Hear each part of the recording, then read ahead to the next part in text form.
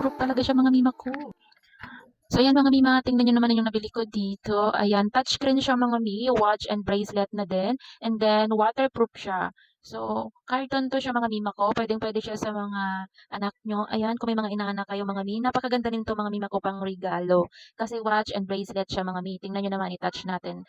Itatouch mo lang siya ng ganyan, mabubuhay na siya. And then waterproof siya mga mi. Ayan mga mi, tingnan nyo naman. Ang ganda niya. Cute niya mga mima ko. Tapos waterproof siya. Itetesting natin mga mi. Meron ako ditong tubig. Ayan.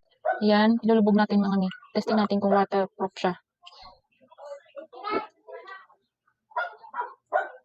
Ayan, waterproof siya. Gumagana pa din siya mga mi. Diba?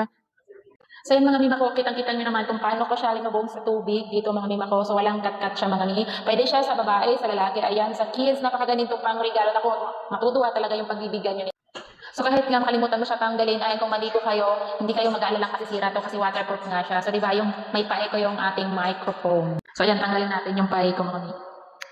So yun mga mima ko, kung gusto niyo rin ito, ilalagay ko yung link dyan sa aking yellow basket. Pwedeng-pwede ito pang regalo mga mi sa mga kids. Ayan, napakaganda nito kasi touchscreen siya at waterproof nga siya. So hindi pa to aabot ng 100 pesos, mayroon ka na nito. So yan lang, bye, have a good day.